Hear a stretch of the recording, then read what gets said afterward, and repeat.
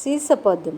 పచ్చజొన్న గడక పరమాన్నమును గాక, చల్లనీరే సుధాసారమగును. పచ్చజొన్న గడక. ఓ కృషివలుడా, ఓ కృషివలుడా, నీకు పచ్చజొన్నే పరమాన్నం. పల్చని చల్లటి నీరే నీకు అమృతం. వడుకుడుపులు జరి పట్టుబట్టలు గాక, కంబలే వజ్రంపు కవచమగును. అంటే చేతితో వడికినటువంటి నూలు బట్టలే పట్టు వస్త్రాలు, కప్పుకునే గొంగడే నీకు చెక్కు చెదరని కవచము. వలపలి చేకర్ర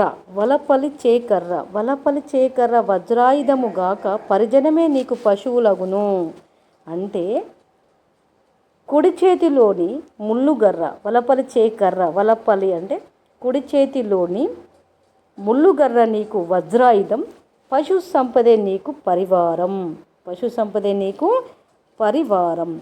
అందమౌ పైరులే నందనములు గాగా, నే ప్రొద్దు పంట నిక్షేపమగును. ఇక చూడండి, అందమౌ పైరులే నందనములు గాగా, నే ప్రొద్దు పంట నిక్షేపమగును. అంటే పశు సంపదే నీకు పరివారం లాంటిది.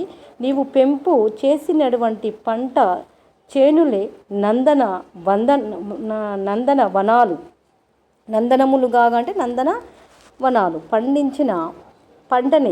పండించినటువంటి నిధి నిక్షేపాలు.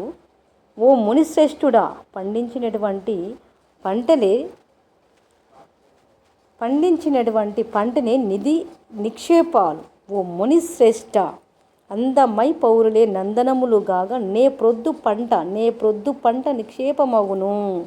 అంటే నీవు పెంపు చేసినటువంటి పంట చేనులే నందన వనాలుగా, పండించిన పంటనే నిధి నిక్షేపాలు. ఓ మునిశ్రేష్ఠుడా, ఇచ్చుచుండును ఈశ్వరుడింద్ర పదవి, వచ్చుచుండును ప్రకృతి బల్వలపు చేత, దాని జూడవు కన్నెత్తి తాపసేంద్ర.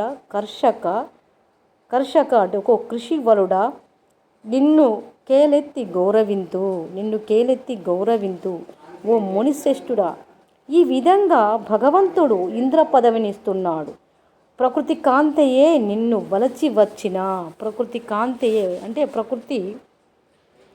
ప్రకృతి బలవలపు చేత, దాని జూడవు కన్నెత్తి తాపసేంద్ర అంటే ప్రకృతి కాంతయే నిన్ను వలచి వచ్చిన ఆమెను నువ్వు కన్నెత్తైనా చూడక, నీ వృత్తినే మిన్నగా భావిస్తావు. అందుకే నీకు చేతులెత్తి నమస్కరిస్తున్నాను అని ఇక్కడ మరి 11వ పాఠము 8వ తరగతి 11వ పాఠము కాపు బిడ్డలో ఉన్నటువంటి పాఠంలోని పద్యాలు ఎక్స్ప్లెనేషన్ చేయడం జరిగింది. మరి గంగుల సాయిరెడ్డి మరి రైతు గురించి వర్ణించుకుంటూ పద్యాలు ఇక్కడ ఇవ్వడం జరిగింది. కావున డియర్ స్టూడెంట్స్, ఈ వీడియో మీకు నచ్చినట్లయితే లైక్ చేసి సబ్స్క్రైబ్ చేయండి. తప్పకుండా మీ యొక్క అభిప్రాయాన్ని కామెంట్ చేయండి. సబ్స్క్రైబ్ చేయడం అనేది మర్చిపోకండి.